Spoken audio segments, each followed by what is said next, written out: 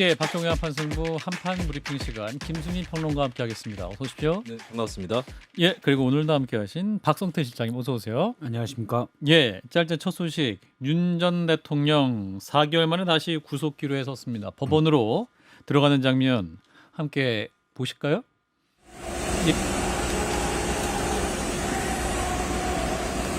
예, 윤 전 대통령이 석방 이제 4개월 만에 다시 구속기로 등장하고 놓이게 있고. 됐는데 심경 어떠세요?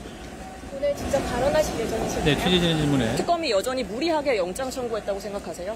체포 집행 당시에 직접 체포 저지하라고 지시하셨었죠? 영장의 관련자들 집 예, 취재진의 질문에 별다른 답변을 하지 않고 윤 전 대통령이 이제 영장 실질 심사를 위해서 법원에 입장하는 장면이 화면을 통해 나가고 있습니다. 예, 자 일단 현재 구속영장 실질 심사가 진행되고 있는 거죠? 네, 내란 특검이 청구한 구속영장에 대한 실질 심사가 오후 2시 15분쯤부터 진행이 됐습니다. 서울중앙지법에 도착한 윤 전 대통령은 취재진 질문에 답하지 않고 법정에 들어갔고요. 내란 특검이 구인장을 집행한 다음 신문에 들어갔습니다. 특검팀에선 윤 전 대통령 대면 조사에 들어갔었던 박억수 특검보 그리고 각 혐의별 담당 부장검사들이 입회한다고 알려졌고요. 예. 양측의 공방에서 핵심은 증거인멸 가능성이 될 것으로 보입니다. 특검은 관계자 회유와 증거인멸 가능성을 부각을 시키는 그런 전략을 취할 전망이고요. 예. 또 윤 전 대통령이 그간 사법 시스템을 불신하고 지지자를 선동해온 만큼 도주의 우려도 있고 재범의 우려도 있다라고 하는 것을 이미 구속영장에서 특검이 언급을 한 바가 있습니다. 예. 또 최근에 유출되었다는 영장 사본이 윤 전 대통령 변호인 쪽이 유출한 정황도 특검에서 부각을 시킬 것으로 보입니다. 예, 그런 논리로 이제 재구속영장이 필요하다는 것인데, 자 윤석열 전 대통령 측의 입장과 전략은 뭔가요? 네, 윤 전 대통령 측에서는 김홍일, 배보윤, 송진호, 김계리 변호사가 출석을 했습니다.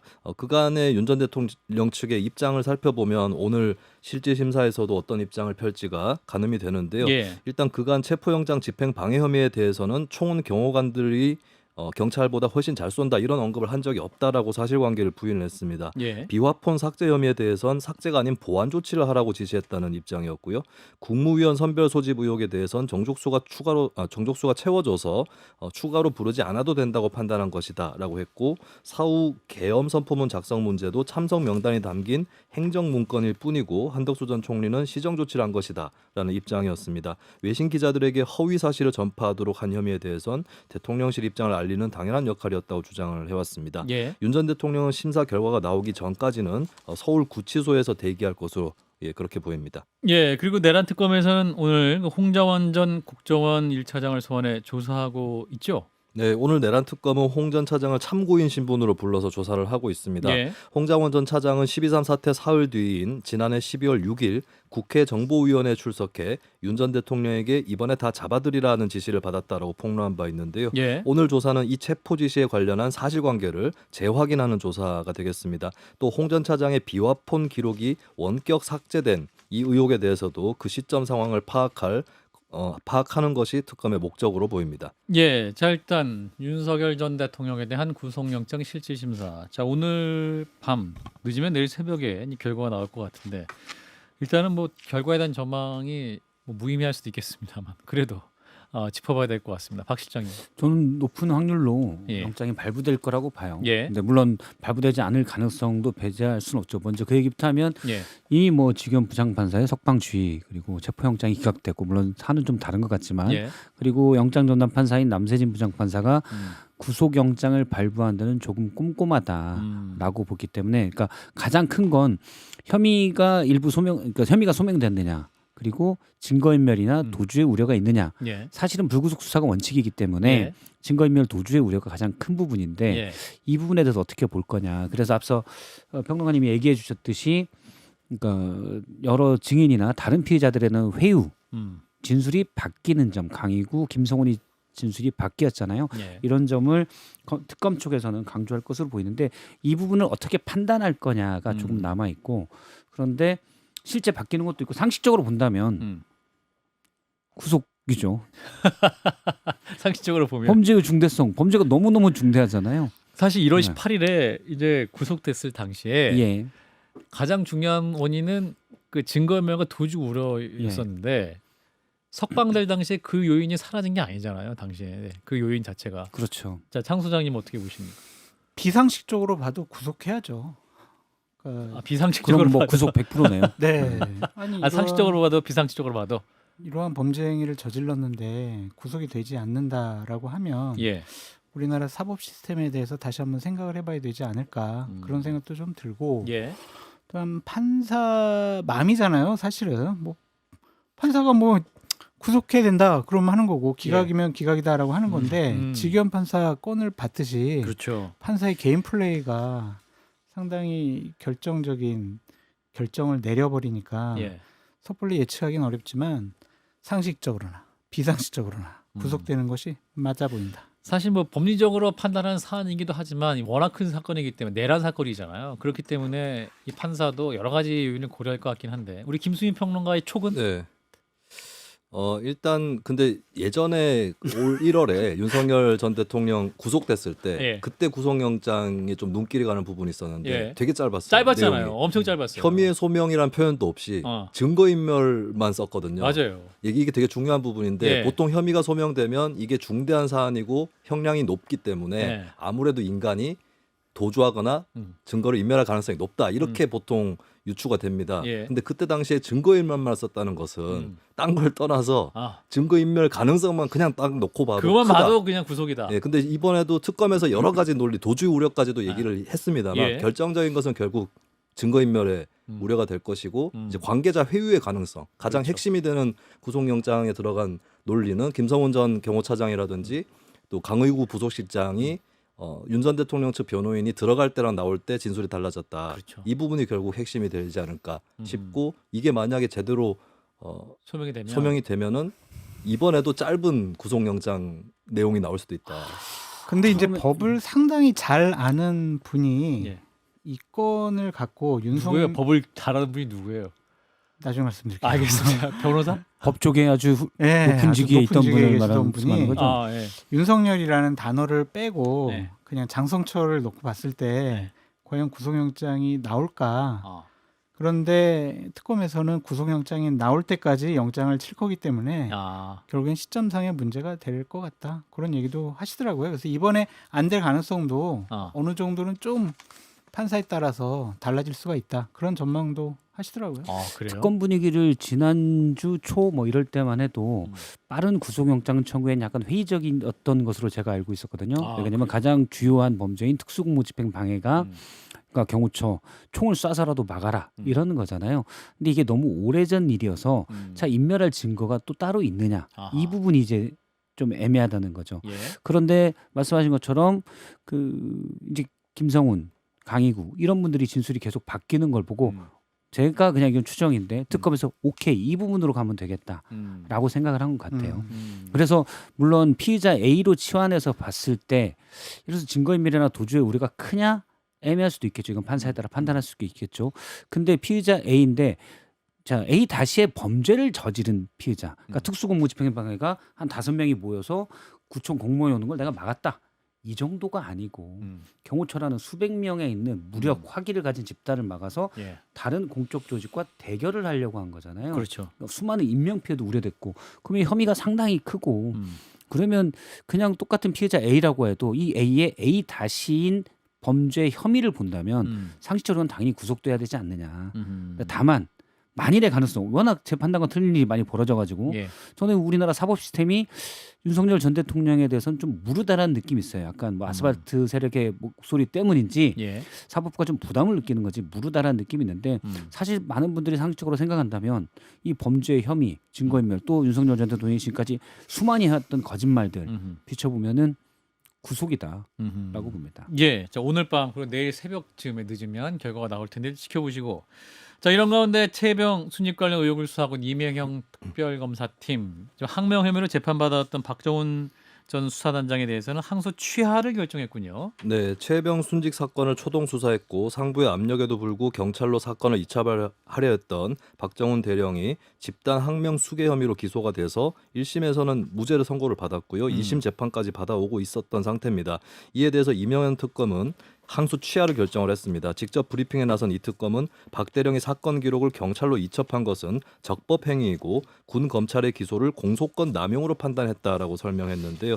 또 이 특검은 1심은 이미 이 사건을 1년 이상 심리해 박 대령에게 무죄를 선고한 이런 상황에서 공소를 유지하는 건 책임 있는 태도가 아니라고 강조를 했습니다. 예.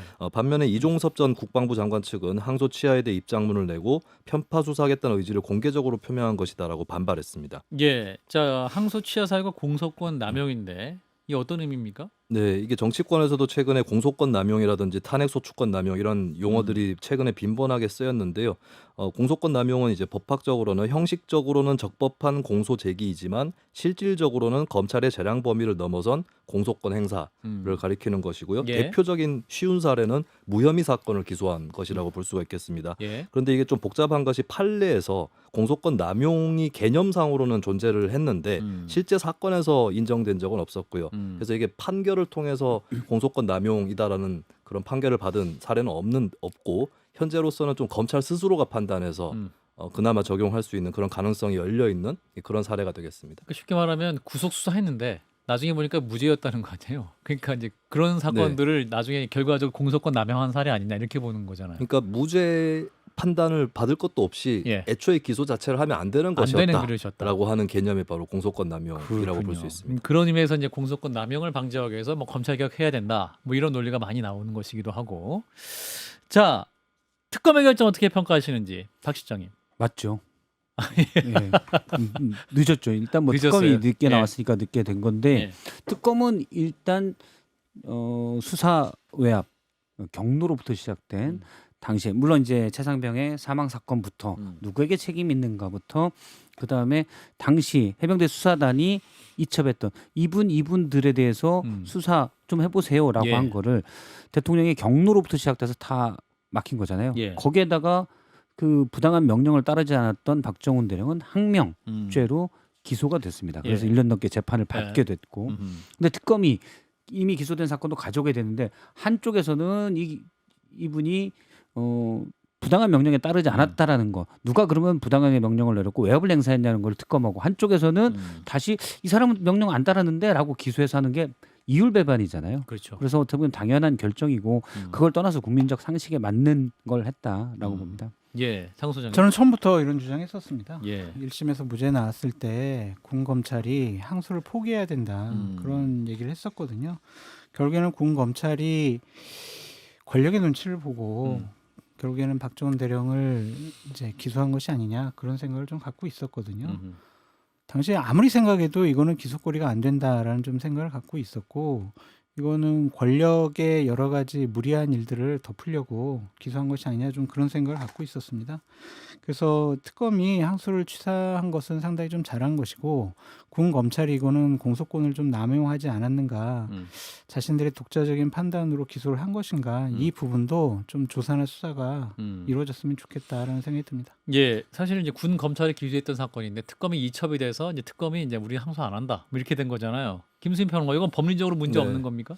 근데 뭐 법률적으로는 가능하다고 봐야 되겠죠. 예. 특검에서 그렇기 때문에 한 건데, 근데 좀 논쟁의 지점은 있을 수 있을 것 같습니다. 그 공소권 남용을 확인하려면 예, 재판에서 무죄를 받아보는 것이 맞다라고 하는 설도 이제 법학계에서 나오죠. 한편으로 존재를 하는 것이고, 네. 아까도 말씀드렸지만 이게 정확하게 현실에서 어떻게 딱 떨어지게 적용이 되는 건지 이런 것들이 좀 불명확하기 때문에 예. 그 점에서는 재판 결과를 좀 더 마저 보는 게 어떻겠느냐라는 이론도 있을 수 있습니다. 그리고 한편으로는 이게 검찰이나 군 검찰이 자신이 기소한 사건을 두고 우리가 잘못 판단했다 해서 이거를 공소권 남용을 적용을 하면 이제 이게 교정이 되는데, 예. 사실 요번 같은 경우는 수사 주체 그 기소 주체가 다르단 말이죠. 특검에서 한 거라서 그렇죠. 이첩된 이후에. 이 부분에 대해서 이제 자칫하면 이 사안 자체는 인정하는 게 맞다라고 치더라도 자칫하면 혹시 뭐 특검이라든지 이런 것들이 악용될 수도 있는 거 아니냐, 공소권 남용 개념을 적용하는 데 있어서 이런 쟁점도 또 제기될 수 있을 것 근데 같습니다. 무죄를 받아보라라는 것은 참 이게 피의자에게 상당히 가혹한 거예요. 그러니까 부당한 기소로 보여지는데, 이게 2심 재판을 받으면서 또 변호인을 사야 되고 계속 출석해가지고 변호를 해야 되고, 그것이 정말 너무 괴로운 지난한 일이거든요. 과정이죠, 사실은. 그래서 이게 2심에서 무죄 받지, 무죄면은 이것도 좀 너무 가벼운 판단이 아닌가 그런 생각도 좀 들어요. 근데 수사단장이 본인의 직무에 따라서 예. 자 이분은 뭐 수사단장이 기소한 게 아니잖아요. 음. 그냥 경찰에 넘길 때 이분에 대해서 간단한 의견을 해서 같이 제출한 음. 것뿐입니다. 예. 임성근이죠, 예를 들어서. 근데 거기에 대해서 항명으로 넣는다? 음. 상식에 안 맞잖아요. 음. 수사단장이 본인의 판단이 틀릴 수도 있습니다. 음. 임성근 사단장이 법원에서 무죄가 나올 수도 있어요. 예. 하지만 수사단장은 자 내가 해보니까 이분도 좀 봐보세요. 음. 라는 수사 서류를 이첩했을 뿐입니다. 음. 그런데 대통령이 또는 군검찰이 어떤 지시에 의해서 이루어졌겠죠. 음. 그래서 항명죄를 한다는 건 우리 상식에 너무 어긋나 있고 음. 저는 두 가지 포인트가 있는데 일단 한 가지는 저는 박정훈 대령이 일종의 영웅이라고 생각을 합니다. 그러니까 예를 들어 내란 사건에서 볼 때 두 가지가 있을 것 같아요. 양측에서 어떤 분들은 박정훈 대령이 재판에 넘겨지고 고생하는 것 모습을 보고 아 역시 대드니까 저렇게 되는구나. 음. 나는 저러면 안 되지. 이런 군인들이 있을 것이고 예. 그리고 또 어떤 군인들은 아 저분 참 멋있다. 음. 나도 저래야지. 라는 분들도 있을 것이고 음. 그래서 어떤 군인들은 서강대교를 넘지 않았고 어떤 사령관들은 그냥 말도 안 되는 소리라고 처음에 생각했겠지만 점점 그래 이 기회에 나도 한번 큰 일을 해보지 뭐 이렇게 생각한 것이 있을 이번 것이고 비상계엄에 그렇죠. 그걸 어떻게 해석하느냐에 따라서 다르게 나누어졌고 근데 이런 분들에 대해서 사실은 그냥 어떤 그냥 불이익 정도가 아니라 기소까지 당했잖아요. 한 명이라는 처음엔 집단항명의 수괴였고 무시무시한 죄로 기소당한 사람에 대해서 우리 사회가 그거를 빨리 벗겨줘야 사실은 영웅들의 행위에 대해서 사람들이 따르게 되고 메시지가 된다. 그렇죠. 메시지가 되죠. 음흠. 그리고 공소권 남용이라는 것도 사실은 이 부분은 좀 여러 가지가 있는데 군검찰이 꼭 아니더라도 검찰은 일단 잡아봐. 특히 이제 전직 정부의 사건에 대해서 소위 피격 사건 같은 경우도 그렇고 그런 일이 많거든요. 예. 근데 한번 걸리면 재판 뭐 5년 7년 갑니다. 대법원까지 나가려면 인생이 그냥 꼬여요. 무죄 받더라도 네. 그동안 그리고 뭐 국선 변호인 선임한다고 되지만 변호인들 쭉 사야 되죠. 그러면 재정적으로도 그렇고 그래서 이 부분은 꼭 무죄 나오면 뭐 검찰을 징계한다 여권 일부에서 얘기하는 그건 좀 무리가 있지만 검찰이 무리하게 기소하는 걸 좀 브레이크할 수 있는 막을 수 있는 장치는 필요하다고 봅니다. 예. 자, 이어서 방송 3법 관련해서 이제 대통령실을 받았다라고 하는 이진석 방통위원장 이제 이렇게 밝힌 것에 대해 대통령실이 반론을 했고 이준석 위원장이 오늘 재반박을 했습니다. 어떻게 반박했어요? 네, 일단 발단부터 먼저 말씀드려야 될 것 같은데요. 예. 7월 7일 국회 과방위에서 전체 회의가 있었는데 이진숙 방송통신위원장이 방송 3법과 관련해서 이재명 대통령으로부터 방통위 안을 만들어 보라는 업무 지시를 받았다라고 밝혔습니다. 예. 하지만 강유정 대통령실 대변인은 의견을 물은 것에 가까웠다라고 반박했고요. 또 이 대통령이 국무회의 참석자들에게 비공개 회의 내용을 개인 정치에 활용해서는 안 된다는 질책을 했다라는 사연도 소개를 했습니다. 예. 이에 대해서 이준숙 위원장은 페이스북에 글을 올려 지시한 것과 의견을 물은 것이 어떤 차이가 있는지 모르겠다라고 밝혔고요. 또 자신이 국무회의 배석자로 발언권을 가진다는 것을 강조하면서 방송 3법이나 방통위 정상화에 관련한 발언을 자주 하게 된다라고 설명했고 그렇기 때문에 자기 정치가 개입될 여지는 없다는 반박을 했습니다. 지시와 의견 개진의 차이가 뭐냐라는 게 이진숙 방통위원장의 이제 어떤 반론인데 이제 대통령실에서는 이제 국무회의 배석자 명단에서 이준석 방통위원장을 제외하기로 했다라는 보도가 있네요. 네, 강유정 대통령실 대변인은 브리핑에서 이같이 전하면서 다음 주 국무회의부터 현직 방통위원장은 국무회의에 배석하지 않을 것이다라고 밝혔습니다. 예. 강 대변인은 최근 감사원이 이진숙 위원장이 정치적으로 편향된 발언을 해서 공무원의 정치 운동을 금지하는 국가공무원법을 위반했다라고 판단했다는 그 사실을 거론했고요. 그러면서 주의 조치도 내렸다라고 밝혔습니다. 예. 그리고 그럼에도 이 위원장이 개인 소셜 미디어에서 중립 의무 위반 행위를 거듭했다라고 지적을 했고요. 예. 또 비공개 회의 내용을 왜곡해서 정치에 활용하는 것 역시 공직 기강 회의라고 규정을 했습니다. 자, 이준석 위원장 아쉽다는 입장을 냈네요. 네, 이진숙 방통위원장은 앞으로 국무회의에 배석하지 못하게 된 것과 관련해서 기자들과 만난 자리에서 아쉽게 생각한다라고 밝혔고요. 네. 그러면서도 임기는 내년까지라고 강조를 하면서 여권에서 최근 제기되고 있는 사퇴 요구에 응할 의사가 없다는 것을 밝혔습니다. 예. 자, 이준석 방통위원장의 최근 행보 이제 대통령실에서 묻기야 국무회의 오지 마. 배제 결정까지 나왔는데 박 실장님부터. 그럼 뭐 이재명 대통령으로서 충분히 할 수 있는 일이라고 봅니다. 아, 충분히 할수 배석자의 있습니까? 주의고 아하, 예. 국무위원이 아니잖아요. 방송통신위원장은. 의무적으로 참석해야 하는 예. 장관급 인사는 아닌 거죠, 예. 사실은. 예. 그래서 뭐 국무위원에 원래 들어가 있는 네. 인원 정족수에 해당되지도 않고 예. 그렇기 때문에 근데 계속 지시가 아니고 의견 표명. 예를 들어서 나는 이 유리창이 좀 더 깨끗했으면 좋겠는데 라니까 아예 리모델링을 해버린다든지 주택을 그냥 이런 거죠. 그러니까 그 방송 3법 개정안에 대한 당신의 생각은 뭐예요?라고 보니까 그냥 물어봤는데. 예. 그러니까 추정컨대 그렇죠. 정확한 워딩은 제가 모르겠지만 추정컨대 물어봤는데 가서 방통위법 개정안을 방통위 차원에서 만들어 가지고 온다. 그건 너무 대공사잖아요. 예. 그것까지는 사실은 시키지는 않은 걸로 보여요.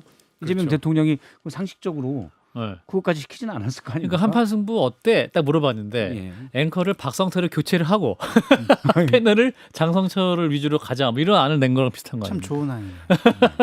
뭐 대대적인 요구는 사실은 그런 그 맥락을 모르고 이진숙 위원장이 했다. 아, 그러면 대화가 안 되는 사람인 거예요. 대화가 안 되는 사람이다. 그렇죠. 대화가 안 되는 사람인 거고 음.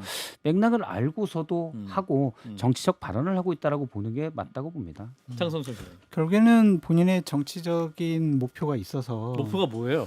대구시장 나가는 거 아니냐라는 여러 설이죠. 설이 있잖아요. 예. 그래서 대구시장 나가고 싶은 분 굉장히 많은데. 그런 것 같아요. 그래서 예. 대구 시민들이나 국민의힘 지지자들 당원들에게 예. 봐라, 내가 국무위에 가서도 기죽지 않고 이재명 대통령과 잘 싸우지 않았느냐. 아. 내가 바로 보수의 여전사다. 내가 대구시장 나가려니까 나를 좀 지지해 주세요. 그럼 뭐 정책의 목적이 있는 것이 아니냐라고 해석해 볼 수가 있는데 예. 이재명 대통령이 상당히 오래 참은 것 같다. 그런 오래 생각도 좀 참았다. 오래 참은 것 같아요. 아, 그래요? 위태위태해 보이더라고요. 아. 그런데 아무리 생각해도 지시와 의견인 이 단어의 차이점을 모르는 분이 예. 방통위원장을 하는 것이 과연 맞았을까 그런 생각도 들고 이참에 그러네요. 방통위 좀 정부 조직 개편을 해가지고 아. 방통위를 없앴으면 좋겠어요. 없애버려야. 아니 왜냐면 너무 급진적이시네 또. 아니 이게 무슨 합의제기인데 없애버려요? 자꾸 정권에 네. 따라 가지고 아, 자기네 방통위원장 세우고 그렇죠. 자기네 사람 세워가지고 예. 막 일방적으로 하기도 하고 못하게 하고 막 이랬잖아요. 음. 전문적인 정부의 공식적인 기관에서 예를 들면 음. 과기정통부라든지 아니면 문체부에서 하나의 국 정도로 해가지고 음. 방송통신 정책을 다루는 것이 어떨까 아, 좀 국으로? 그런 생각이 듭니다. 아. 예. 원래 이명박 정부 때 예. 원래 방송위와 정보통신부를 합쳐서 방통위가 만들어졌는데 예. 제가 그때 방통위를 출입했었는데 이건 좀 아니다. 아. 왜 그러냐면 방송위는 규제, 그다음에 콘텐츠의 공정성을 보는 곳이거든요. 예. 통신은 지금은 약간 성격이 바뀌었지만 그때도 IT의 정보통신부는 맞아요. 진흥, 산업진흥 정책이에요. 음. 한쪽에서는 규제하고 한쪽에서는 진행한다. 한 부처에서 잘 안 맞습니다. 사실은. 음. 어차피 방송이나 통신이나 사실은 일대 다냐 다대다가 같이 하냐 쌍방향이냐 이런 차이 기술적 차이만 있을 뿐이지 비슷하긴 한데 그것 때문에 그냥 합쳐놨는데 사실 우리가 흔히 얘기하는 방송이라는 건 그 안에 콘텐츠잖아요. 예. 이건 방통심의에서 또 해요. 방심위에서 하죠. 그렇죠. 예. 그래서 굳이 그렇게 지금 할 필요가 있느냐. 그래서 아. 저는 예전처럼 방송위하고 어. 사실 통신 부분은 뭐 과기정보통신부가 따로 있으니 거기에 네. 들어가든지 뭐 이렇게 IT 관련 다 합치든지 음. 굳이 그런 게 맞는 것 같습니다. 예, 방통위 존폐 논란까지 지금 가고 있는데, 자, 김수인 평론가 정리해 주세요. 네. 이준석 위원장 배제. 일단 방송통신위원회의 독립성이나 이런 것들을 음. 이진숙 위원장이 자신의 임기 얘기하면서 강조를 했잖아요. 예. 근데 그 독립성이라는 거는 스스로의 중립성을 담보할 때 설 수 있는 것인데 그간의 행보가 과연 그랬었는가? 예, 뭐 직무정지 기간에 어디 출연해가지고 정치적 발언도 하셨고, 그리고 유튜브. 뭐 예. 본인은 아니지만 그 부위원장이었던 김태규 부위원장 같은 경우는 국무회의에서 그 헌법재판관 임명에 대해서 항의를 하는. 판사 출신이었고 또 할 말이 있었는지 모르겠으나. 그러나 방통위원장이 거기에 대해서 국무위원도 아니고 그냥 배석자일 뿐인데 맞아요. 예, 그런 행동을 한 것에 대해서 좀 시민들이 불신을 산 부분 이것부터 자성해야 독립성이라는 주장에도 힘이 실릴 겁니다. 예, 자 일단 여기까지 말씀 듣겠습니다. 한판 브리핑 김수인 평론가와 함께했습니다. 고맙습니다. 네, 감사합니다.